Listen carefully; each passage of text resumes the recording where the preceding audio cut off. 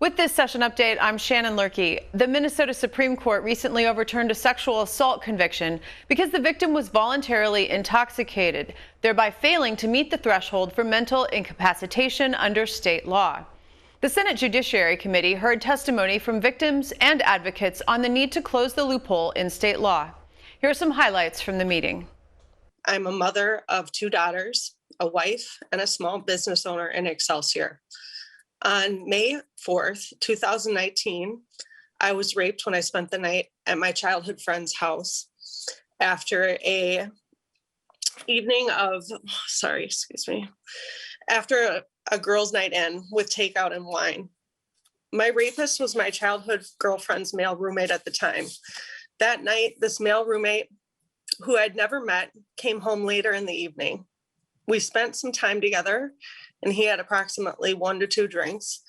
I was on medication prednisone at the time and underestimated the effects that both the wine and drugs would have on me. I became so intoxicated that I fell and broke a glass, which led my girlfriend to put me to bed in her guest room.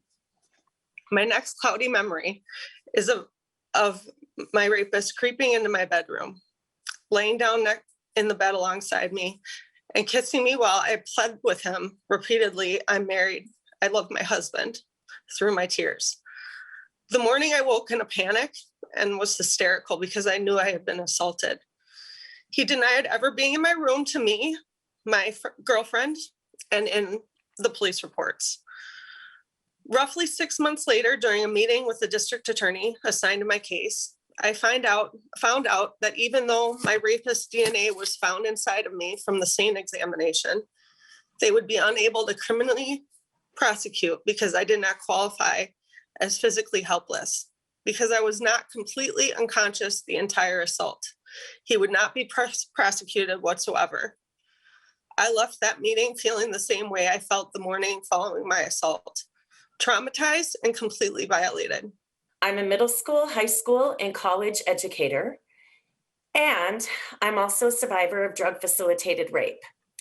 My rape occurred on June 28th, 2019, committed by a man I had known for 4 years and considered a friend from a church that I had previously attended. I completed a SANE exam and reported my rape to Minneapolis Police Department, but the man that raped me was not charged.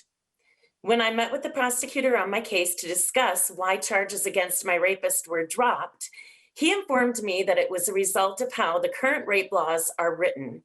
First, the state could not prove the use of force in the non-consensual act, as date rape drugs can be eliminated from the body within a couple of hours, making it extremely difficult for blood or urine samples to accurately detect the substances.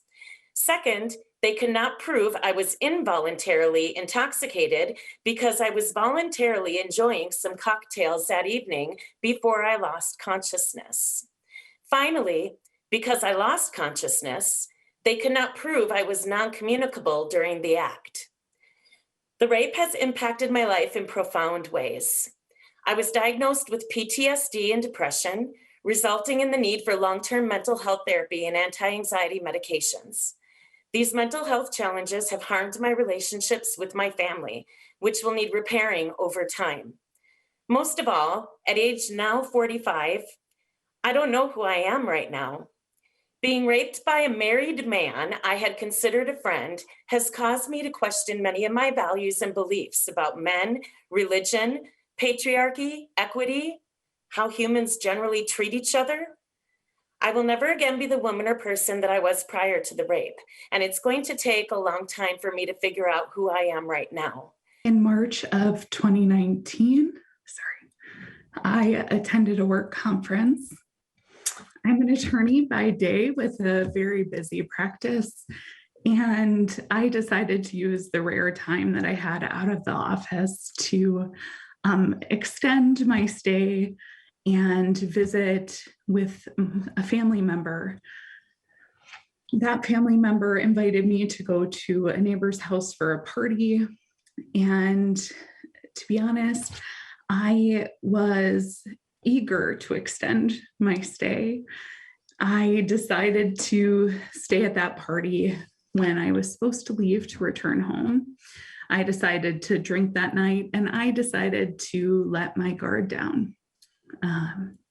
I chose that evening to be a more carefree me, but unfortunately, she won't ever be back. Those choices that I made that night still haunt me because they were the last choices that I made for myself for the remainder of the evening. That night, while I was very intoxicated, I was raped. And the next morning, as I showered, the bruises and signs began to appear. And since then, I've gone over that evening and played my memories of the dizzy night on an endless loop to try to figure out more about the how and the why. This is my first time acknowledging my experience publicly.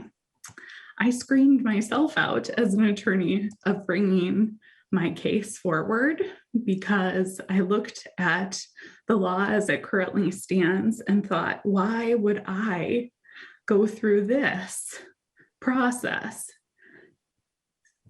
Why would I do that to myself after what I just experienced when the results probably won't be a very strong case?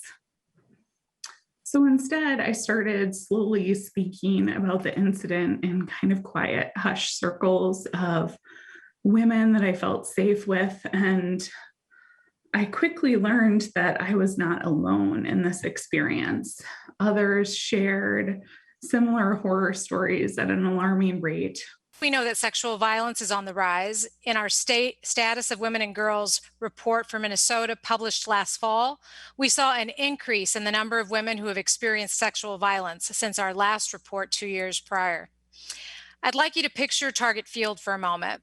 It holds nearly 40,000 people.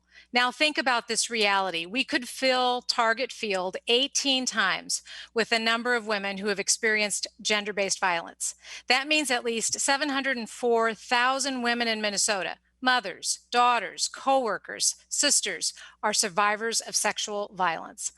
As a prosecutor, I have had to sit down with victims like those who bravely testified today, like the victims in Findlay, and have had to explain to them that it is not a crime in Minnesota for someone to take advantage of them while they were heavily intoxicated and chose to drink. That here in Minnesota, that isn't rape. A hospital will refuse to do a sexual assault exam on a patient who is too drunk to consent to the examination, and yet currently our laws do not make it a crime for someone to have sex with that same person in that severely intoxicated state. That is wrong. And the proposed amendment is the change we need to fix this. This change will give prosecutors greater discretion to consider the degree of intoxication. We can try to get justice for these victims and make our laws reflect what most of us instinctively understand, that a person who is demonstrably impaired is not a sexual opportunity. To continue following these issues and more, watch legislative coverage Monday through Friday on the PBS Minnesota channel or visit our website, www.senate.mn/media.